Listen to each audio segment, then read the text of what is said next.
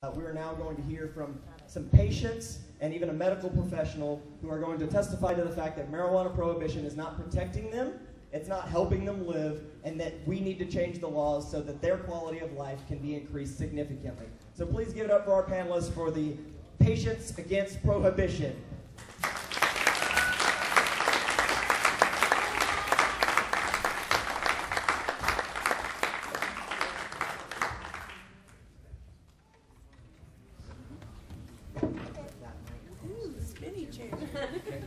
Ooh, I like that. You got action going too.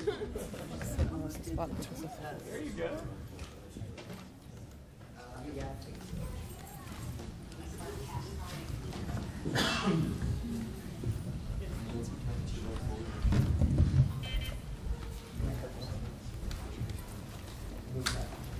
Thank you.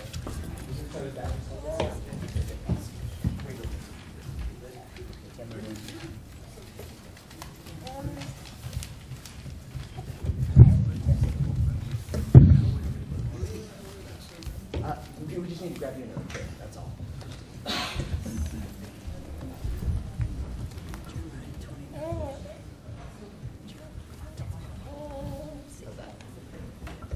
That's good.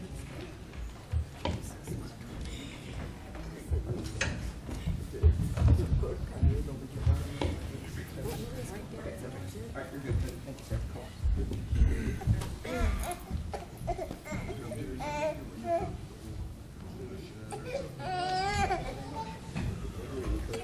All right, everybody, welcome to our patients panel. I, of course, am Russ Belville. I think you know that, but the important people are sitting right in front of you here.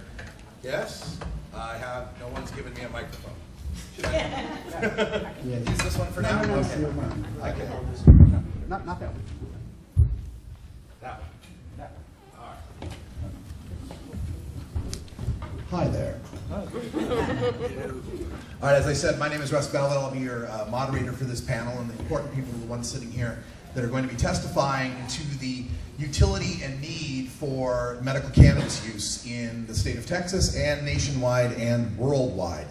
I've been discussing this with a few people lately at this conference that I've gotten to meet, and I got to thinking about how backwards our treatment is in America, how warped things have been by a profit motive. I saw a tweet that went out the other day that said, we have a health industry that cares nothing about food, and a food industry that cares nothing about health. And it got me to thinking that we do things backwards with the way we deal with folks when they're having a disability, an illness, an injury, whatever. And I got to thinking that really the order it should be first is habits, then diet, then nature, and then pills and surgery and all of that, right?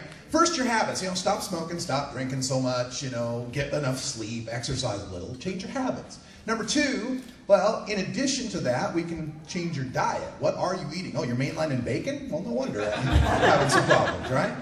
Number three, then we can go to the herbal remedies. Let's try cannabis, let's try these herbal natural preparations that might help people. And then if all that doesn't work, then we'll move on to pills or surgeries or things like that. But in so many of the medical marijuana states now, especially the most recent medical marijuana states, the trend has been, I've seen this in, I think it's Illinois' law, New York might have something similar, I might be wrong on the states, but the point of is that they'll say, the first medical marijuana states you could get it for pain, chronic pain. Now they have this thing that'll say it has to be chronic, intractable pain that has not responded to conventional surgeries or medications in a 12-month period. In other words, none. Yeah, it has to be medicine of last resort. Right? If you've tried all the pills and all the surgeries and everything else, then we'll let you try the cannabis. Isn't that backwards? I mean, the cannabis isn't going to kill you. It ain't going to hurt you. The worst side effect is you might enjoy jazz more. I mean, let's try that first, right? So I want to talk to these folks here, and let me just introduce you to our panel who can tell us so much more about this than I could ever tell you. And we'll start here with Vincent Lopez. Give Vincent a round of applause, please.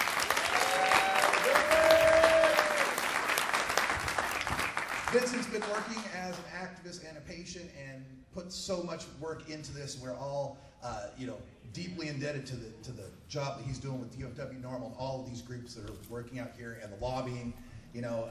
Patients tell the story the best. So I'm looking forward to speaking with Vincent. Next to Vincent, we have Tristan Tucker, who's, of course, with DFWNORML. Give him another hand.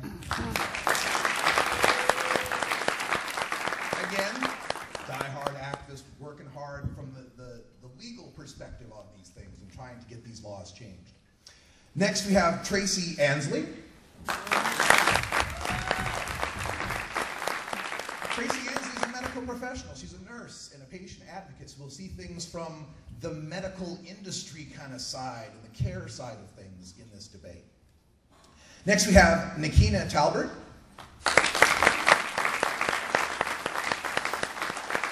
Nikina can give us a bit of insight on the religious aspects as far as how she's a children's minister and is battling systemic lupus, among other conditions, and can tell us a little bit about that perspective. How are the religious folks looking at this, and how can we break through to them? Next, we have Alicia Pearson.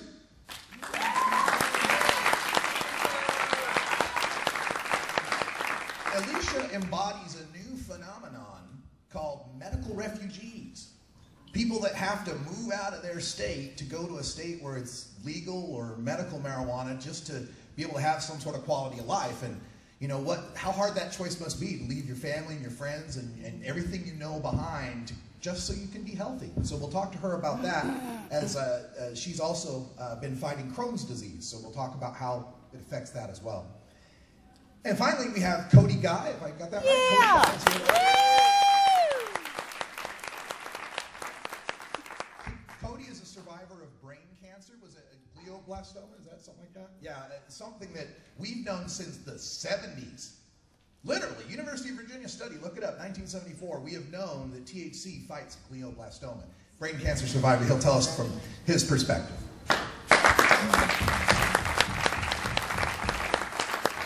So let's start with a question for Tracy, looking at this from the medical professional kind of side.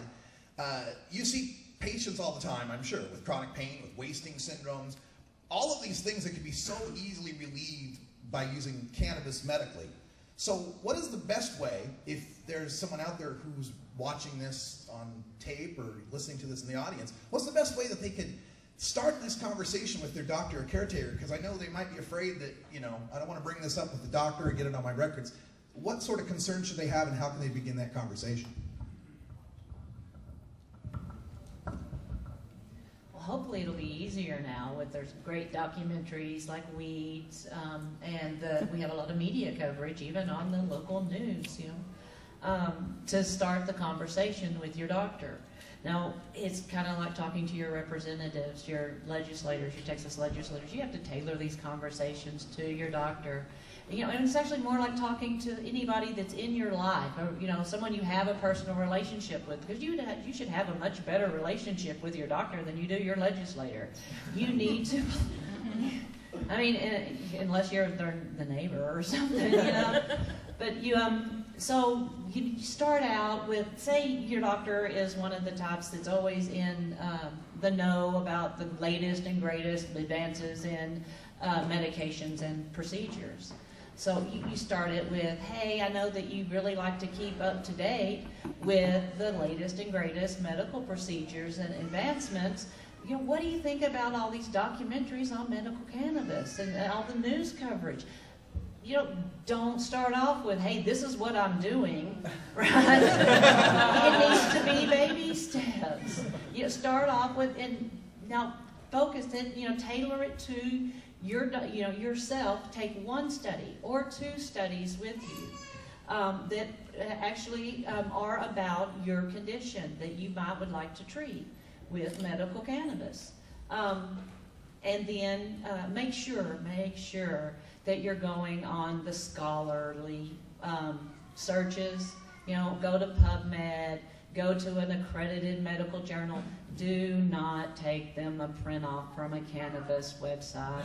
You know, follow the links back. Those cannabis websites are very good about linking up the studies, so go to the original study. Take them what they're used to looking at. They're not used to looking at cannabis magazines.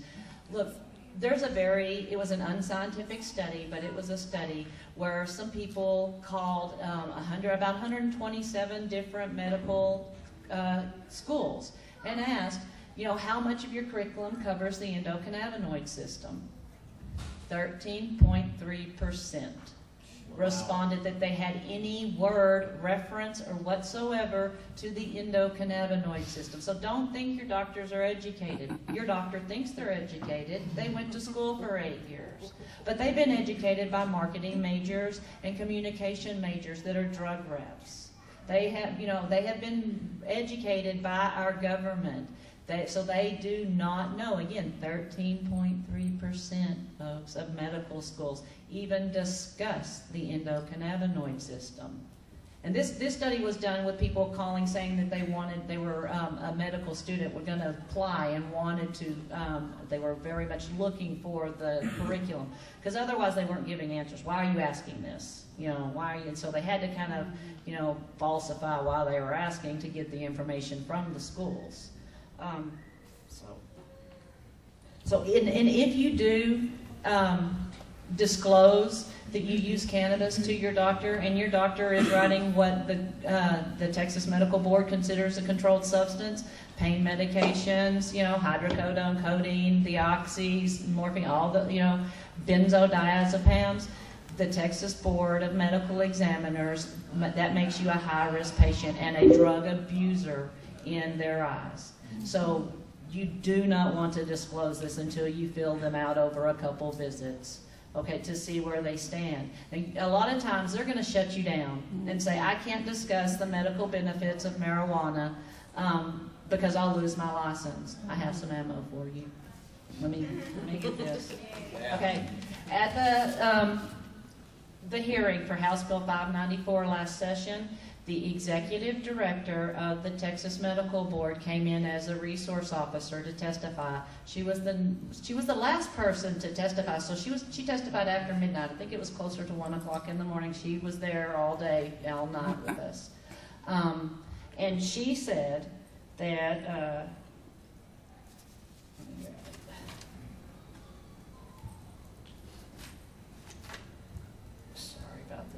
that to her knowledge, that the Texas Medical Board has never disciplined a physician for talking about medicinal marijuana, the benefits. Now, they did say that it is possible that your physician could face a disciplinary panel for promoting the use of an illegal drug by the Practice Act. And I have some copies at the PAC table of the Practice Act. The section, it is...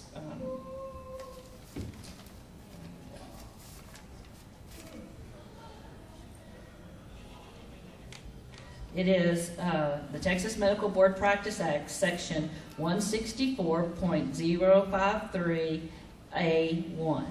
And that says, doctors can be found unprofessional or dishonorable conduct likely to deceive or defraud the public, including conduct in which a physician commits an act that violates any state or federal law if that act is connected with the physician's practice of medicine. So promoting the use of an illegal drug if they get a complaint, if. This was a big if. And Mary Robertson, the executive director of the state medical board, said that to her knowledge they had never gotten a complaint, so there had never been any discipline. But she could personally testify to that fact that it had not happened in the last decade. So she knew for sure it hadn't happened in the last decade, but to her knowledge it had never happened.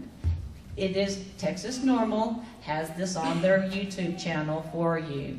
I have the link for you to go, but her name is Mary Robertson. It's the testimony 24 of 25, and it says resource officer or resource witness. We resource the witness. So, and I have all this information for you printed out, and I can hand it to you, and you can take it. And her testimony is about 5 minutes, so thank God for technology. You can pull it up on your cell phone and say, no, unless someone complains, you're not going to have any problem, any disciplinary action faced by the medical board. Okay? And so I have some more information for you about how to talk, and I am happy. I have done it before with patients. Tailored the conversation. I'll talk to them, fill them out, try to figure out what ego the doctor has, because a lot of them have God complexes. We have to figure out how to stroke and get around. And I have worked with them for 28 years, so I'm pretty good at it. And I will help you. You tell me about your doctor, I will help you, and then I will even do the research for the studies so that it is a good, solid medical study about what we're trying to present. And it is an ongoing relationship, and luckily it shouldn't be as hard as going in dry to your legislators and doing it. Okay, so you'll be able to come back later. I'm just going to bring this up this way and do it all Phil Donahue style. There's a dated reference, kids. Phil Donahue was a talk show host.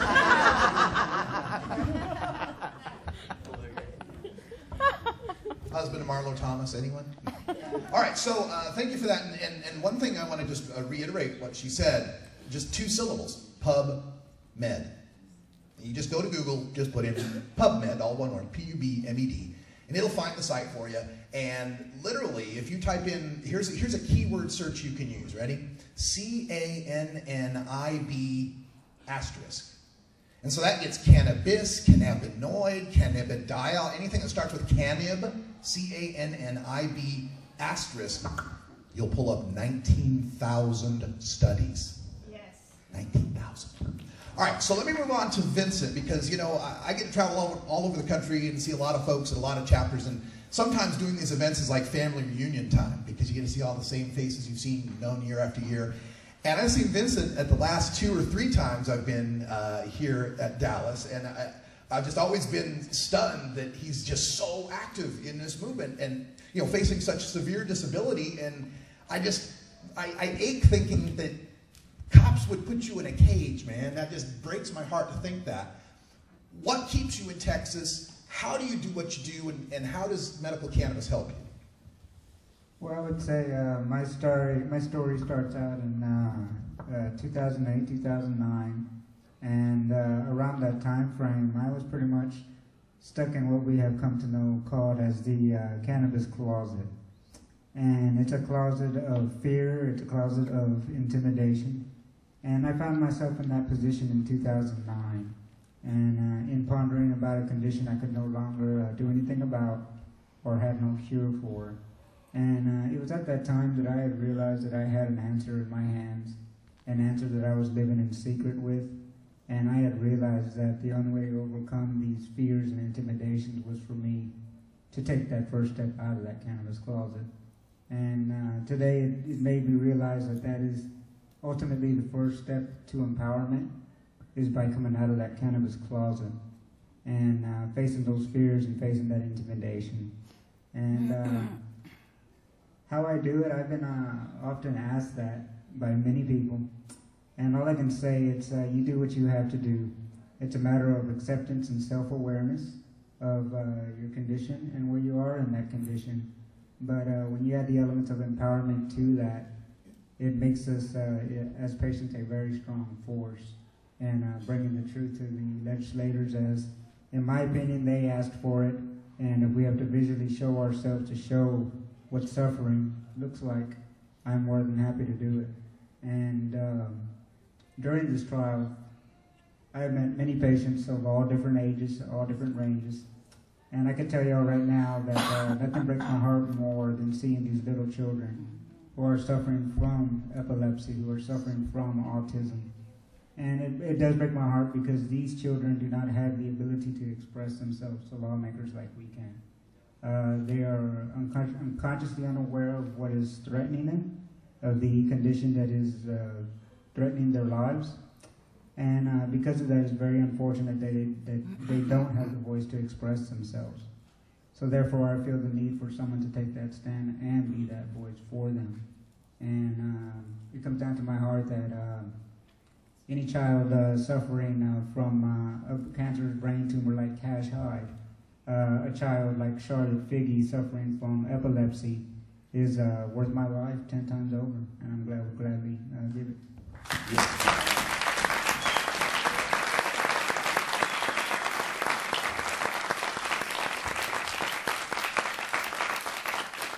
And how about the medical use of cannabis compared to what doctors may have tried to help you with before?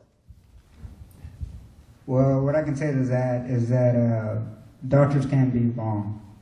There is such thing. And I tend to believe that people who we can become slaves to the medical industry by taking their advice over our own. I believe there's no better doctor than ourselves. I believe there's no better moderator of our own bodies than ourselves. And I believe that I have the right to have that choice in how I choose to alleviate my pains. And it's because of that right that I believe cannabis should be free for all. As far as, you know, I'm not strictly to medical or strictly towards rec or strictly towards anything. I'm for it all. But what brings me as an asset to this movement is the visual presence that I bring of disability, that I bring of suffering, because I know it can have a visual impact. And I believe it's very, very necessary. Thank you.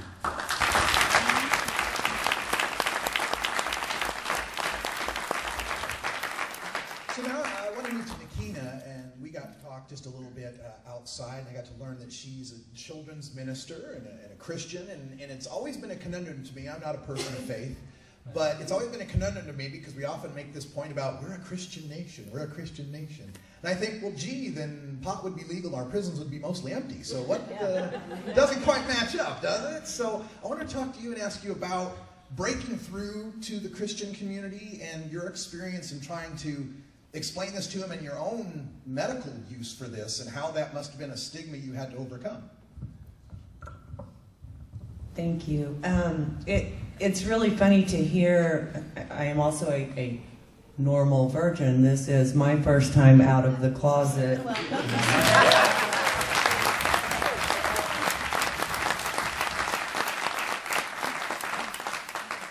It's fascinating for me to hear things that I've been saying in my head for so long. So I had someone actually recently say to me, how can you call yourself a Christian and a minister? I am an ordained clergy. I am a minister. She married me Easter Sunday at 4:20. I did. At 4:20 on 4:20. If I didn't marry her, I would have, but her husband wanted.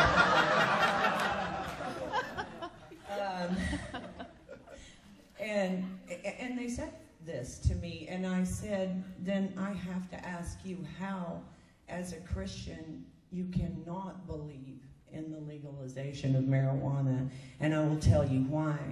Because if, as a Christian, you believe that God created this perfectly working planet, out of chaos came extreme order. Extreme order. The tides come in, they go out. You know, every season comes, whether we're here or not, it is perfect. And he made our bodies perfect. And when we do things to break them, or when they are broken at birth, he gave us exactly what we need to take care of them. It is all natural. And I quote Genesis 1:29. I give you the fruits and the seeds to have what you need. And I said, how can you think that by taking what he gave us perfectly and altering it chemically, that you're making it better? Are you better than God? They shut up.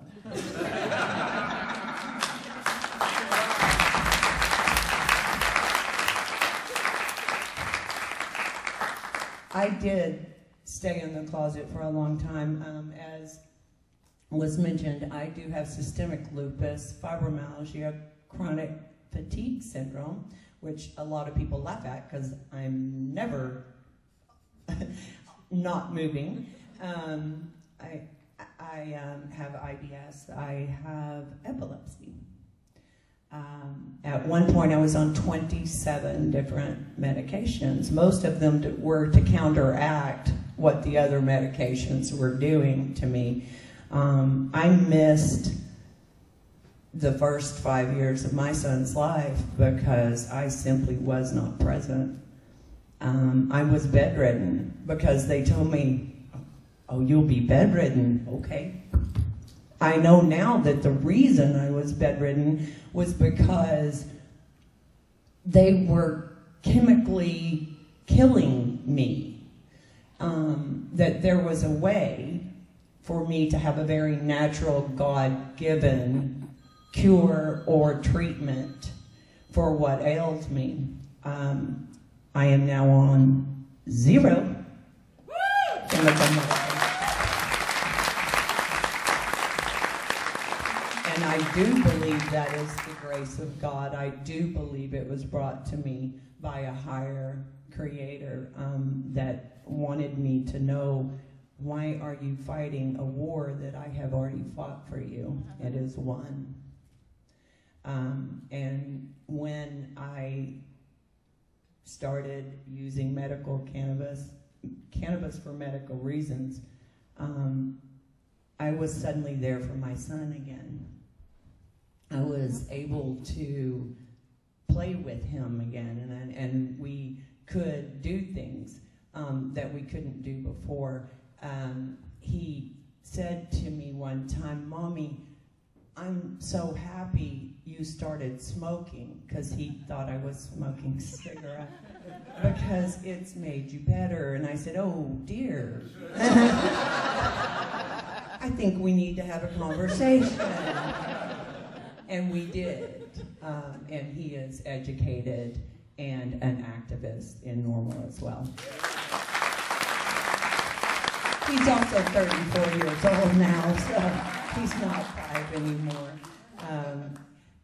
That would be a little strange.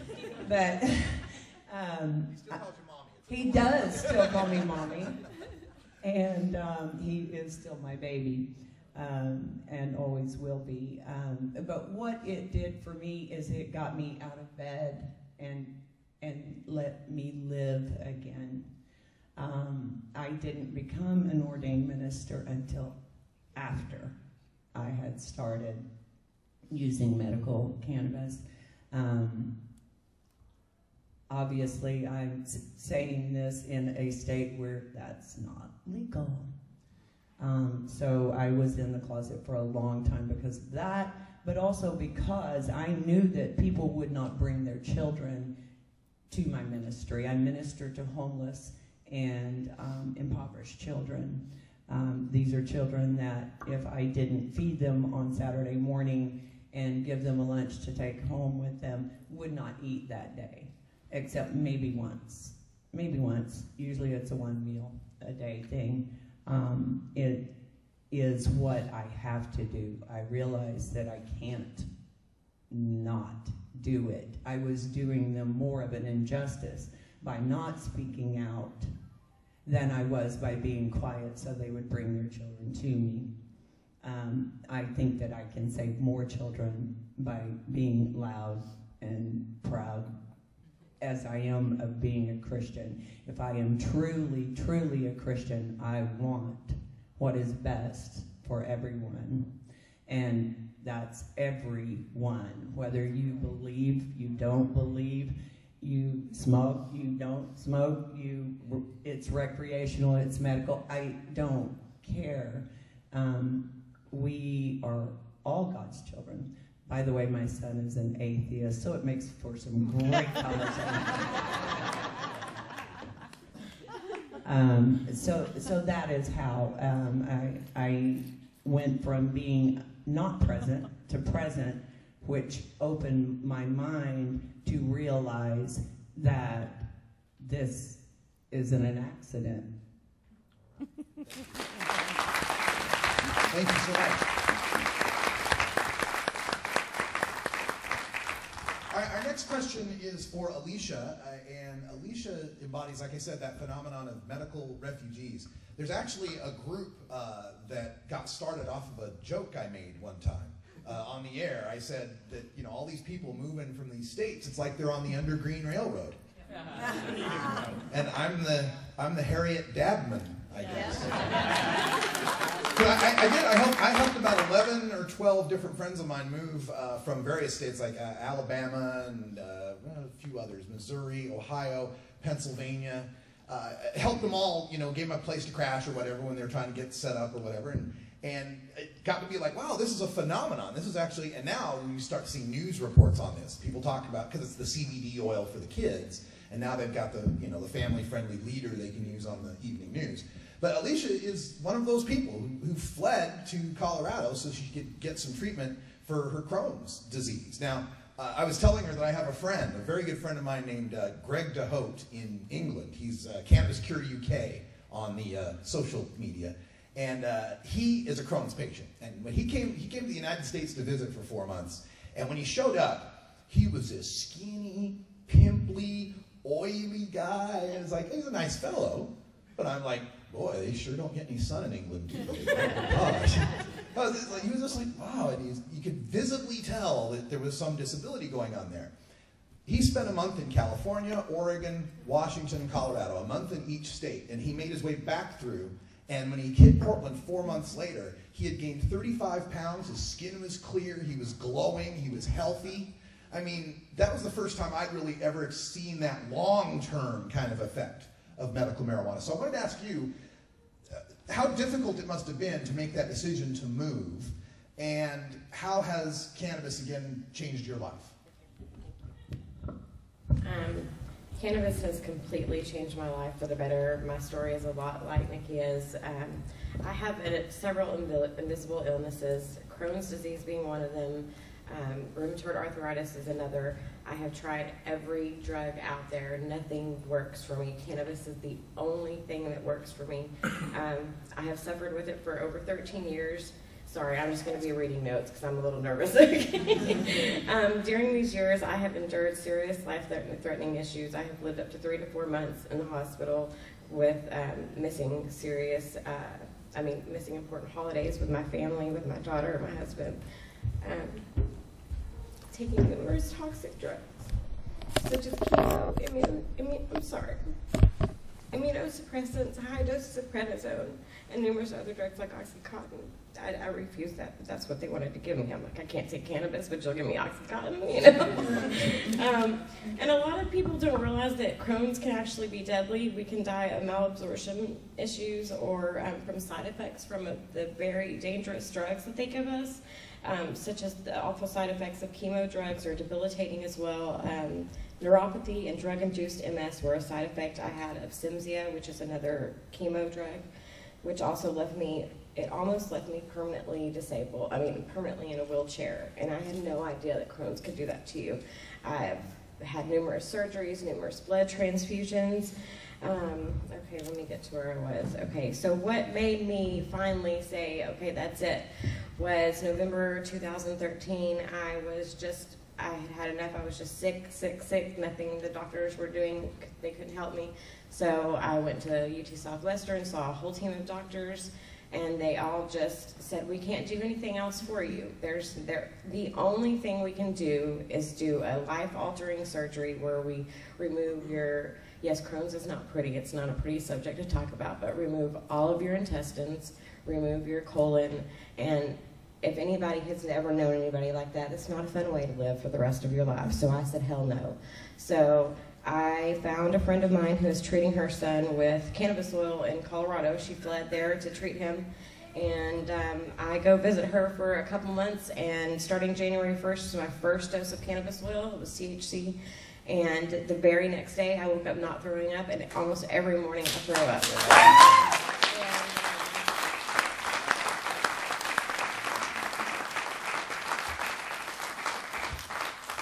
And when I went to go get my red card, it was such like a freeing day. And I got this pen that says, I'm a patient, not a criminal. And I sat out in the parking lot and just cried because I was thinking there's so many people that should have this right. Like I shouldn't. First of all, my parents are senior citizens. They have to help me get to Colorado. It's not cheap. I'm on disability. I don't have a ton of money to get there. So cannabis oil has completely changed my life for the better. It has given my daughter a mother back. I'm able to get out of bed. It's completely changed my life for the better. Amen.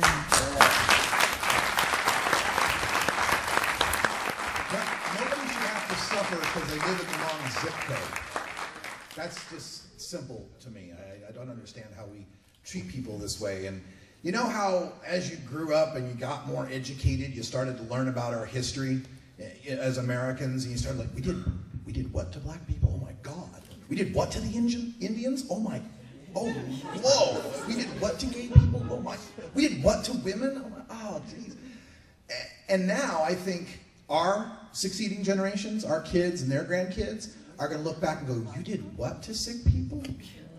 And didn't give them this plant that is non-toxic and has low side effects? You did what to these people? So this is a big moral crusade and struggle. And I know as I started researching cannabis and the history and the studies of it, and found that we had these studies that go back to 1974 showing the power of THC in a petri dish to induce what's called apoptosis in a cancer cell. Apoptosis is programmed cell death. It's when, you know, every cell in your body has this little, all right, time to die.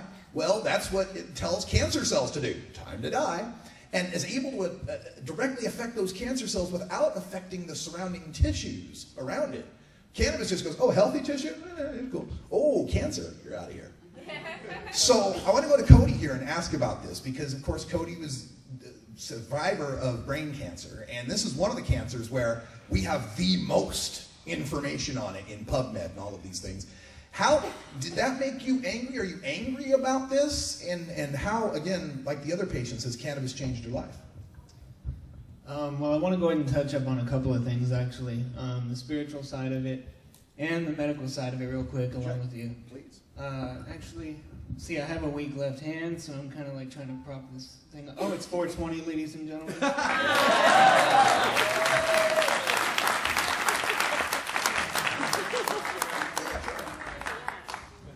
Alright, so basically I'm a Christian as well, and obviously I have a lot of people asking me the same kinds of questions.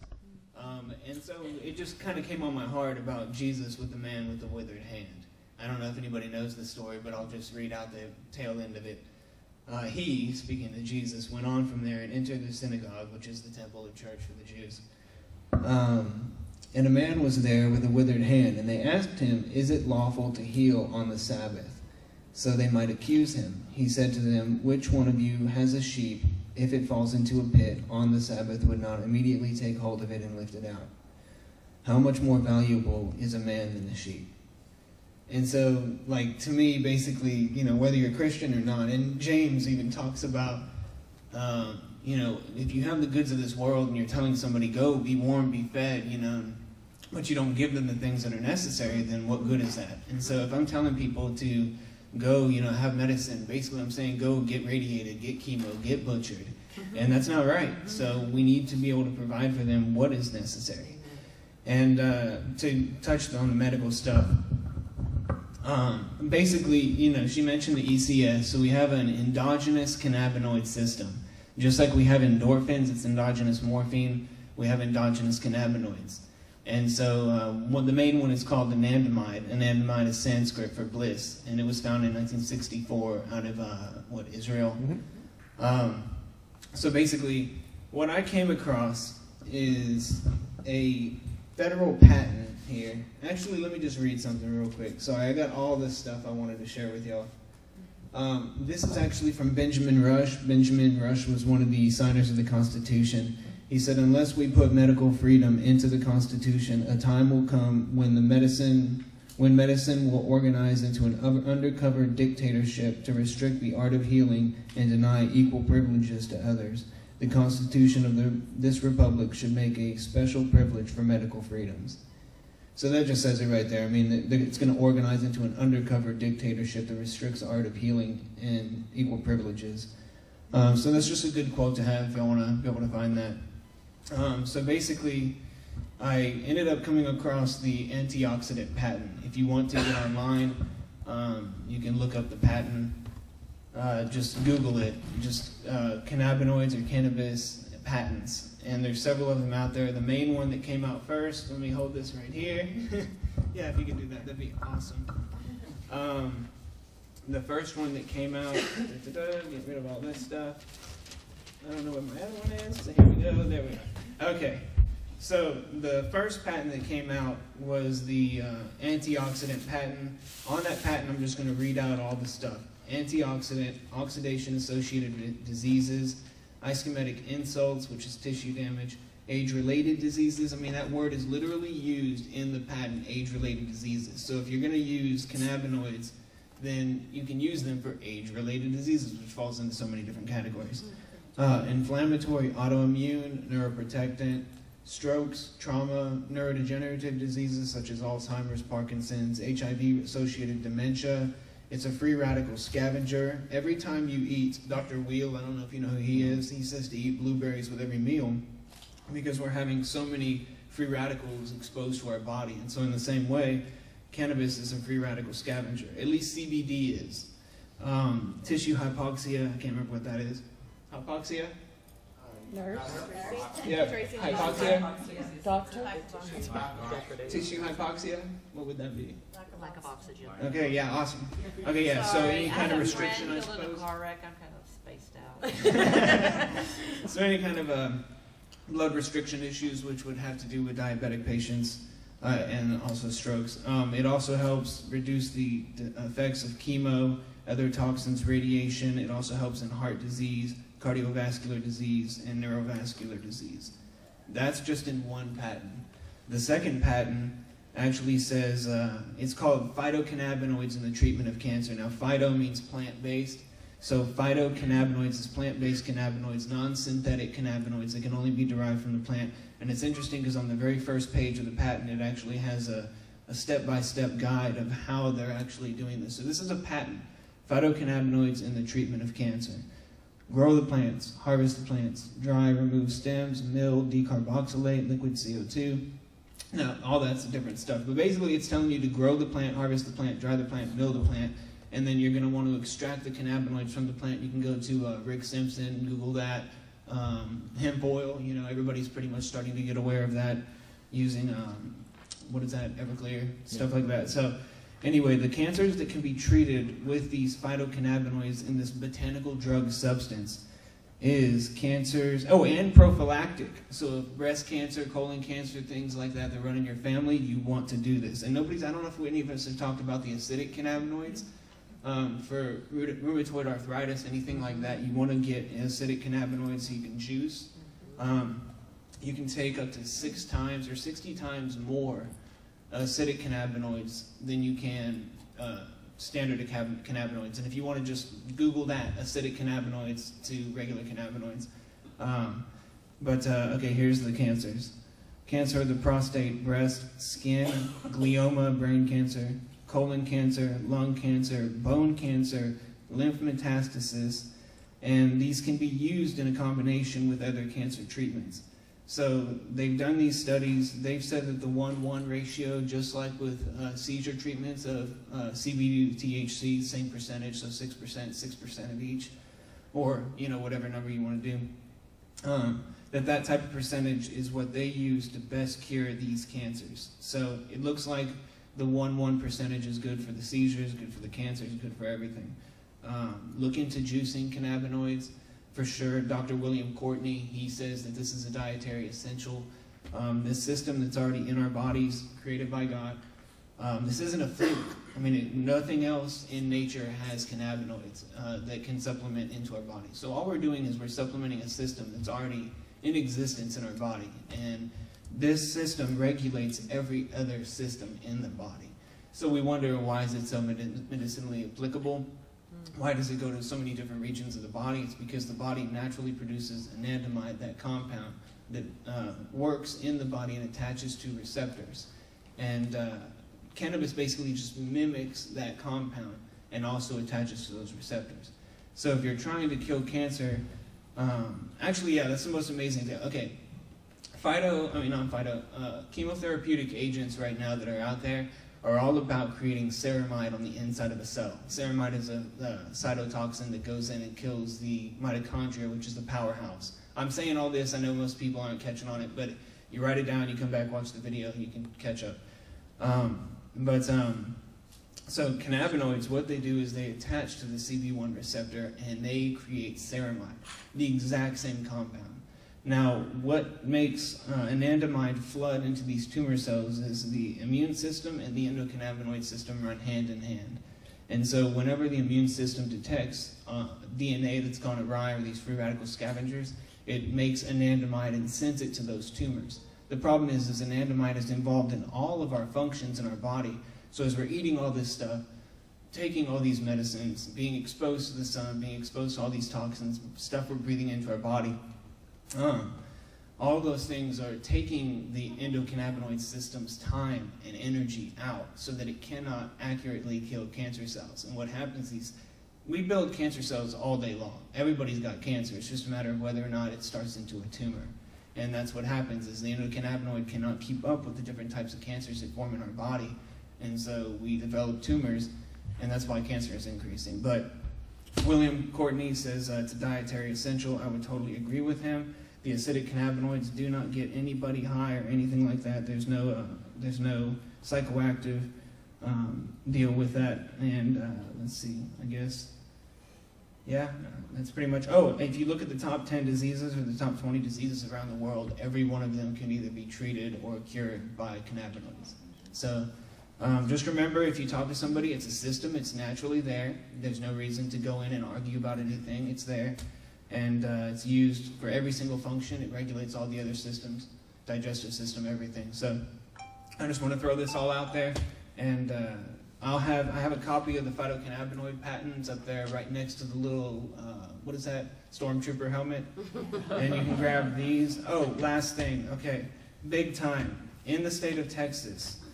Okay, yeah, so one more thing, I'm sorry. Schedule 1 drugs. Okay, any kind of patent that you make is a utility patent. You patent it because it has a use and you're wanting to protect that utility. So you can't have a utility patent on something whenever the Schedule 1 says it has no currently accepted medical use in the treatment in the United States. This says prophylactic or in the treatment of cancer.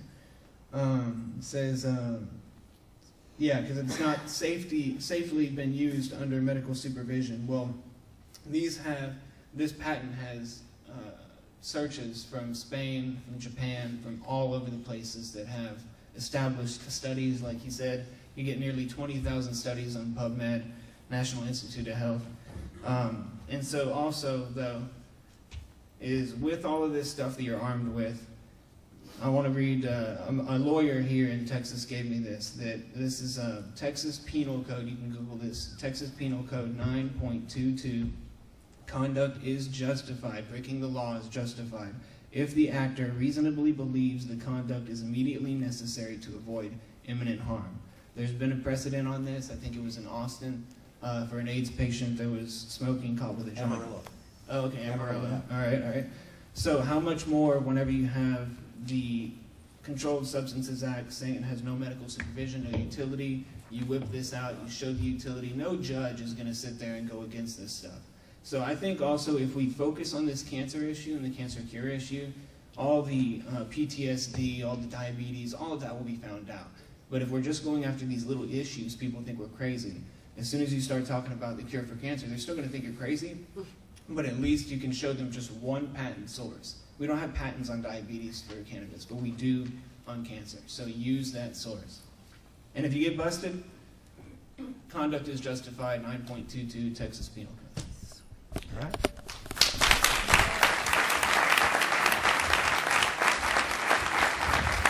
Yeah, that was a case in Amarillo. AIDS patient was caught with, like, what was it, a gram. It wasn't even a whole lot of marijuana. Jury came back in 11 minutes. Said not guilty. What are we busting this guy for? All right, so I want to get to my final question here, directed question, then we'll take some questions from the audience here. And this is a question for Tristan. And I have to put my old people glasses on. And we've, yeah, really. So one of the things that we've got happening now, with wars winding down in the Middle East, we got a lot of veterans that are coming back. Traumatic brain injuries, post-traumatic stress. I don't like to call it a disorder. I think it's a perfectly natural reaction to what happens in war.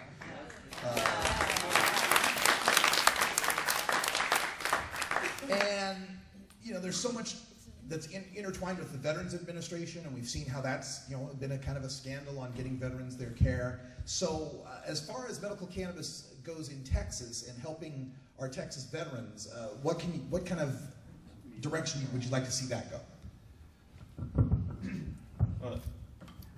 That's a really easy question. Legalize it.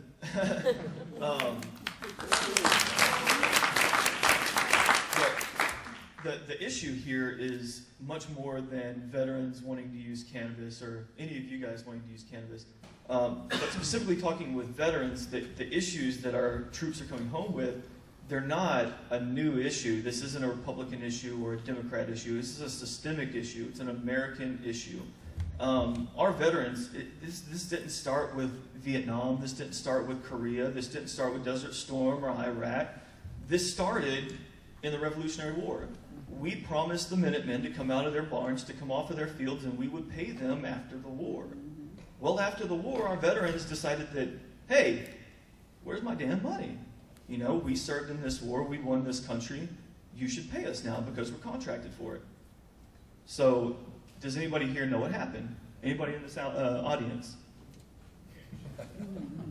Couple of vets do. Congress turned around and threw all the vets in prison. And then they hung them. So, this issue isn't new. Our country has been failing our veterans since day one, since day -1. So, the best way that I think that we could, really start to mitigate some of this issue is to focus less on bringing in a host of people to send to another country and let them die, and rather figuring out ways that we can take care of the people when they come home and haven't died.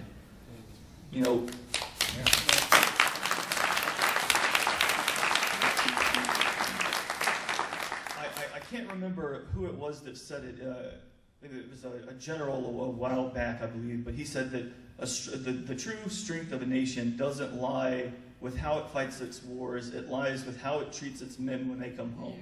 And right now, we're the weakest fucking country in the world. Yeah.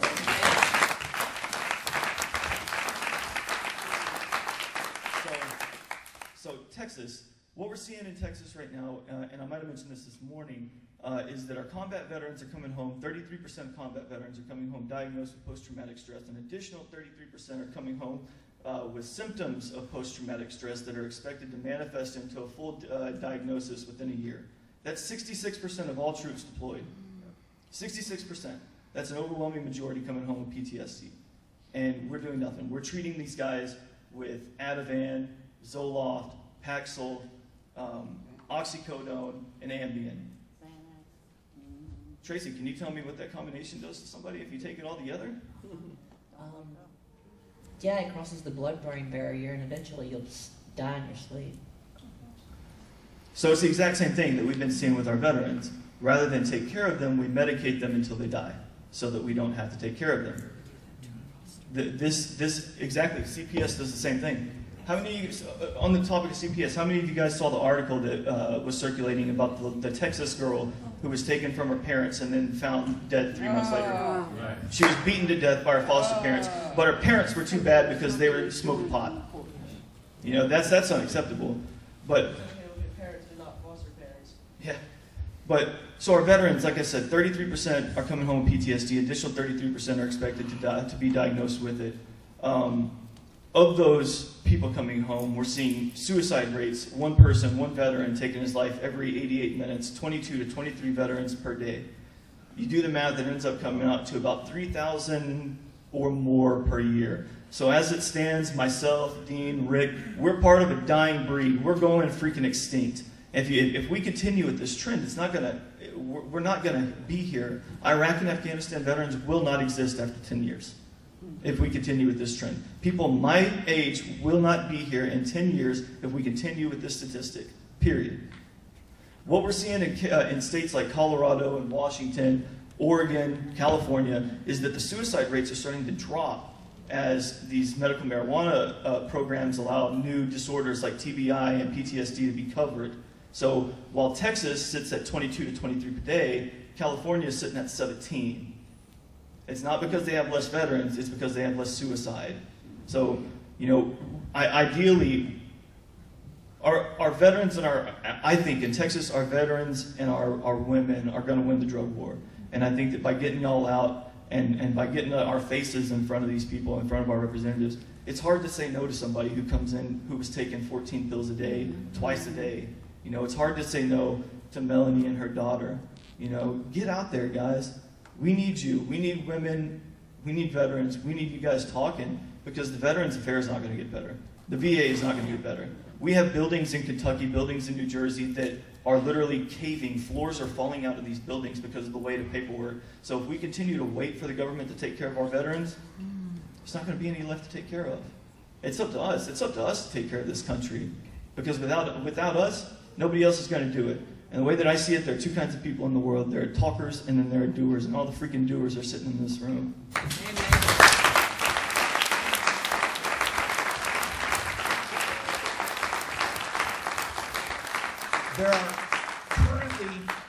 There are currently 22 medical cannabis states. There are only 6 of them that will cover post-traumatic stress. 5 of them explicitly in their law. 1 of them is California, where, you know, anything a doctor believes can help, they will help you out with. And we still say PTSD. I like to say post-traumatic stress diagnosis instead of disorder. I forgot to mention that earlier. All right, so we've got about 5 minutes left in the panel. Normally, I would do a question and answer from the audience at this point, but, you know, I think we've all, over these past couple of days, gotten to be friendly and knowing each other. If you want to talk to some of these people face to face and ask them your questions afterwards, I'm sure they'd be glad to oblige. But right now, I'd like to give them all a chance for a final statement as far as, you know, just a general question to all of you. How do you make that step? How do you find the courage? What could you offer to these people that would help them to make that step? And we'll start, you know, on this end with Cody and just pass the mic on down. Something I didn't even mention was my disease. So yeah, Oops. and I'm not going to call it my disease, but the disease. So yeah, basically I have not taken oil like a full regimen, the 90 days with 60 grams. So if anybody's out there, I'm down. I went to California and I did a tincture there, and I had a friend from there also send me another tincture. So yeah, it's still, there's nothing moving. I had an MRI yesterday. I'm going to be going in for the results, I guess Monday or Tuesday, as soon as I can get a hold of them, because I did this one out of fear. When I first got diagnosed, it was making my left side twitch, and now my right side started twitching. So I'm like, all right, let's get an MRI, see what's going on. Yeah. So, yeah, that's just me. Anyway, I don't know. I haven't really been involved in activism so much as I have just learning and just soaking it all in. There's not much of room, I guess, for me, so to speak. It's a limited kind of group that would want to sit down and talk to me, or that would understand some of the stuff that Tracy and I try to cover with them. As far as I know, just education and sharing with people, you know, just share with them what's going on. And for the Christians, you know, bring up that story, stretch out your hand. They were trying to catch him doing something illegal, but it's better to keep a man alive than not. So, yeah, just education and sharing. YouTube is full of videos. And also let people know, of course, about the exception clause or the justification clause, because a lot of people are afraid to step out because of that and talking, but also in providing themselves their own medicine within the state. So, yeah, that's what I thought. Great.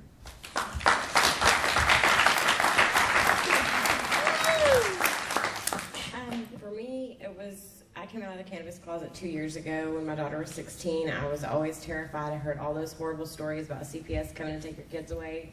And so I just hit, and then I just got so sick that I was like, screw it, I'm just gonna, you know, it's my life. They're not the ones taking the medication.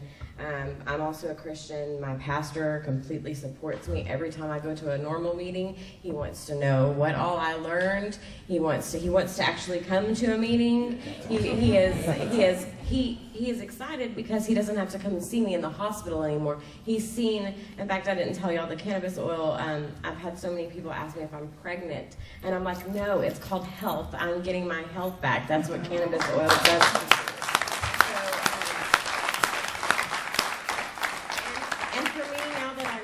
As I do, because I have done research for about 2 years that I think it is absolutely, if we know what we know, and that what I think the statistics are 1 in 3 of us will get cancer, and we know that cannabis oil can kill cancer, that it is criminal for us not to share that knowledge.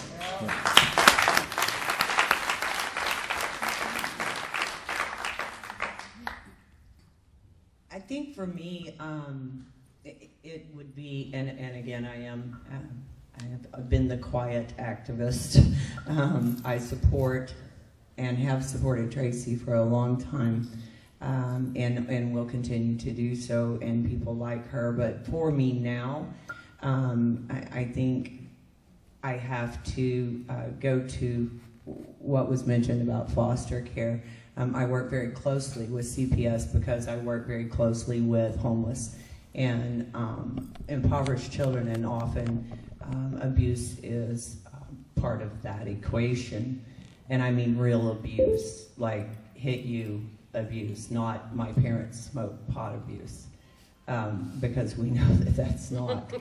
Otherwise, I'd be in prison, and would have been if they'd caught me. But what I say is that in Texas, 78%, let's soak that in, 78% of the children that are in the foster care system are on psychotropic drugs. That's over 3/4 of the children that are in the foster care system. I can tell you that personally, I know children that have been in that system, and if their foster parents are real foster parents, not the kind that beat the child to death, and that story always gets me. If they are in it for the right reasons and they are there to protect children, then they will always bring up, and I know several, they're my safe families that I go to, that if they bring up to the social worker or CPS and say, you've got to stop this child doesn't need this, I can't even help him if he can't move, if he can't think, if he can't express himself, because he is so far under, I can't reach him. If they just stop it anyway, they will tell them, oh, absolutely, you will not. And they test their levels every week. And if they fall under, or if they stop that medication, these foster parents lose their foster license, period. No second chances. These are the caring ones. This is how I try to tell people, you must get involved. I've seen a child that went from he was 11 months old, and he functioned like a 2-month-old because of his physical abuse. So they put him on psychotropic drugs at 11 months old. The child was a zombie. He could not move. They had to physically move him to exercise him. Once this precious God-given family adopted this child, they took him off of those drugs immediately. Now, I will tell you this, they are extremely conservative Christians. They do not use cannabis. But what they do is they are holistic healers. They believe in natural, God-grown, and I'm working on them. Don't worry, I'll get on that. When they put him on a natural plant-based diet, oh, there's that word again, plant-based. When they did that, when they changed that, this poor little zombie of a 1-year-old, well, actually he was 2, and couldn't walk, and couldn't speak, and couldn't swallow very well. When they did that, within 3 months, he is a fully functioning 2-year-old, run everywhere, drive you crazy, can't stop yapping, learn to walk out of diapers, 3-year-old now, and I love this child. Yeah, he's stunted from the abuse. He was a shaken baby. But I tell that story, and I say, if you can tell me that children like that don't exist all over this world, and you can prove that to me, then I'll take everything back. But since you know that that's not true, then you have to listen to what I have to say about the use of medical cannabis and the freedom to be who we want to be, because Jesus was nothing if not about freedom for people.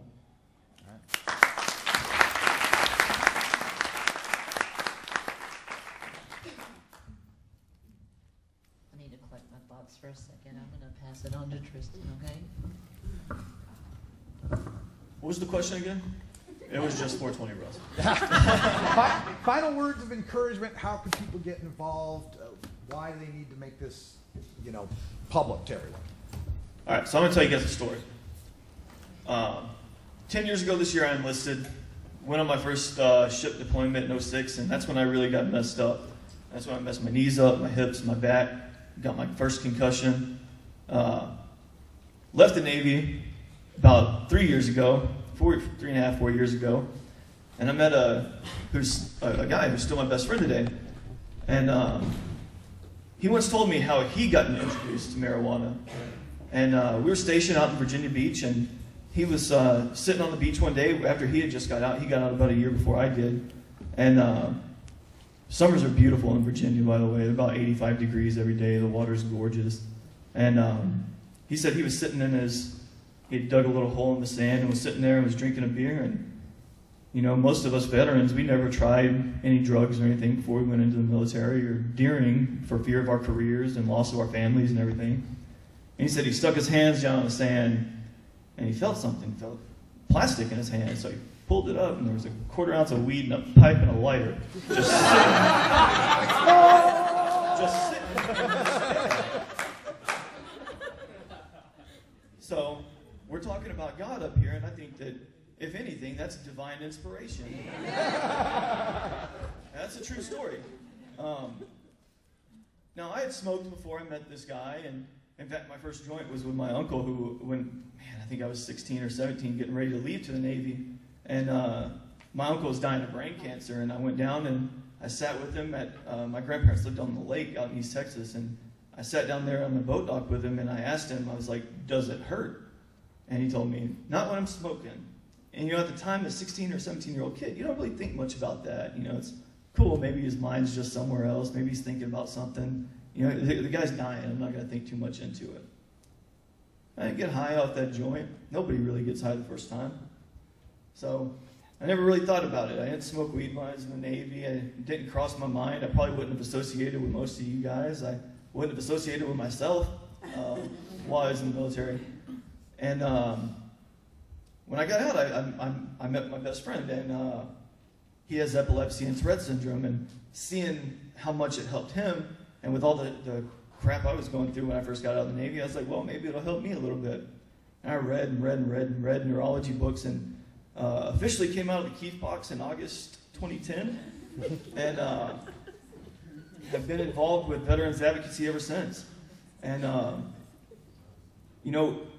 I heard it all the time in the military from people who were higher ranks than I am, and I think the best advice that I've ever gotten, Kinky said it yesterday, is if you guys really want to get something done, don't ever take a day off. Get on the road, hustle, and grind every day until what you want done is done, because nobody else is going to do this. There are 150 people here, 250 people came over the weekend. It's a huge turnout for this conference. But at the end of the day, if you're not calling your reps, nobody else is going to call. I'm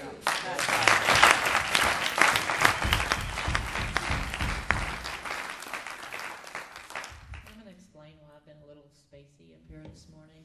I got a call early this morning that one of my best friends was killed in a car wreck last month.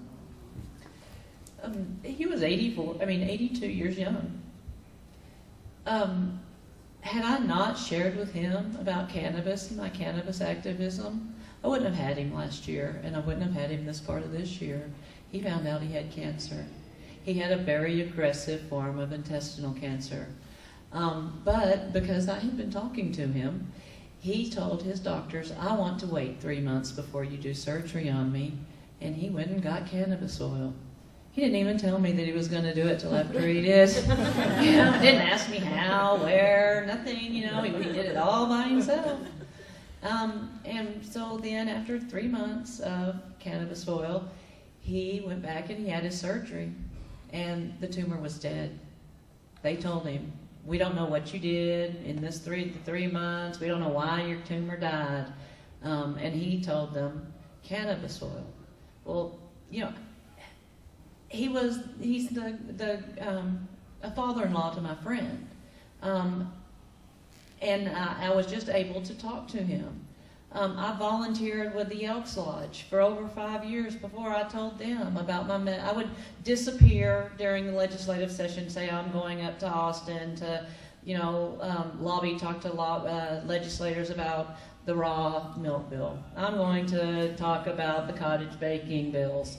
Now, I was, but only as a side so that I could honestly say that when I was going up to talk to the legislators about medical cannabis and what I had seen as a nurse, watching my patients die, watching my family die, me almost dying thanks to pharmaceutical medications. I got tired of taking care of people that were being killed by pharmaceuticals when there was cannabis out there. So finally I come out of the closet and I tell them, well, I can't, 95% of them support me, and had I told them 5 years earlier, they would have been there with me already. In fairness, she ran out of the closet.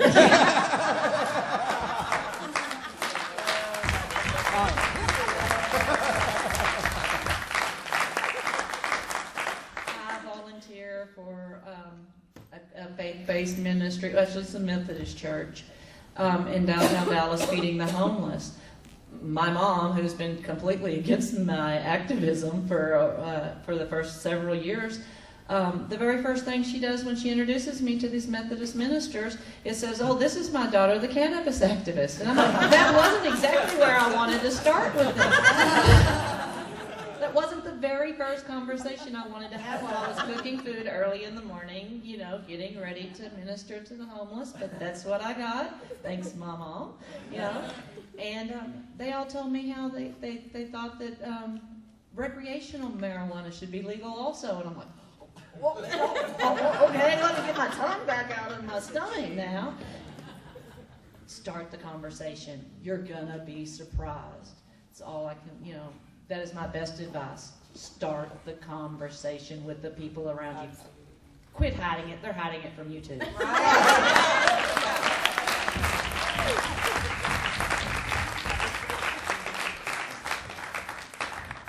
As far as what Tracy and Tristan had just said, is about striking up that conversation.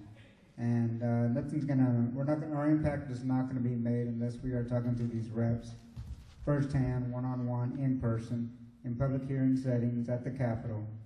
And the best advice I can do is to empower yourselves. That's the best tool I believe anybody could use in addressing these representatives. And recently with Texas NORML, we have just launched the Patient Alliance of Texas NORML, which is called PAT, the Patient Alliance for Cannabis Therapeutics. And it's a patient support and empowerment group garnered to helping patients become empowered, understand the processes of legislation, get familiar with their Texas state capitals, because as you know, as Texans, that is your Texas state capital. It doesn't belong to them, it belongs to us.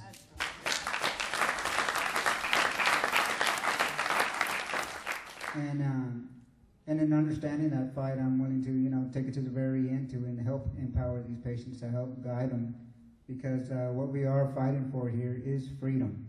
And what I can say about that is that some of the terrible illnesses that some patients are having to deal with is greater than any man or any law could ever be. We wake up and fight for our freedom upon each day we wake, and it has nothing to do with the law of the land. It has to do with the law of disease and disability. And so the best advice I could give to anybody is to empower yourselves, because there's a difference between a patient and an empowered patient. And becoming empowered is exactly what gets things done. Give another big hand for our panel. Amazing people. Yes.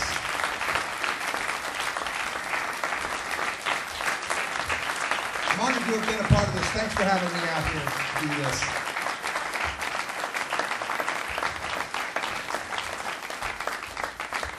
All right, so I'm out in Dallas by myself. If there's anybody, I mean, everybody seems to be in Arlington and Fort Worth, so I'd love to be able to sit down and have some strategic conversations about how to get out. Yep, Parkland Hospital's over there. I have favor with these places because I'm a patient. I'm allowed to walk in there and I'm allowed to be there. They can't just kick me out as a pedestrian. So we have, and I have a visitor's deal, or I mean a volunteer deal with Children's Hospital as well. So yeah, if anybody's in Dallas, get with me before we walk out of here, before I walk out of here. All right, great. And before we go, one quick stat for you, because I always like to leave with a little bit of a stat. That speaks to what all these people said about coming out of the cannabis closet and have that conversation, because you're going to be surprised when you said that, how they're going to react to it. In Minnesota, like in 2007, they were trying to pass a medical marijuana bill, and one of the organizations put out a poll that had 2 questions on it. And the first question was, do you support medical marijuana? And about 3 out of 4 people said yeah. And the second question was, do you think your neighbor supports medical marijuana? And about 3 out of 4 people said no. That's mathematically impossible. In fact, I worked it out. It works out to propaganda and stigmatization of cannabis being so strong, it's got half of us thinking the other half don't support us when they do. So have that conversation. You'll be surprised. And even if they are reticent to want to accept it, just keep being the best. You know, one of the best pieces of advice I got was from Rick Steves. You know Rick Steves, a PBS travel guy, right? One of the nicest fellows in the whole world, right? He said, one of the best things you can do as an activist is be the kind of pot smoker that people can't help but like. Exactly. And that, right there, changes minds. Thank you so much for having me here. Thanks again to our panel. Sean, it's all yours. Thank you, Russ. Again, very powerful testimony into why marijuana prohibition is failing the state of Texas. Every single one of us, it's failing us.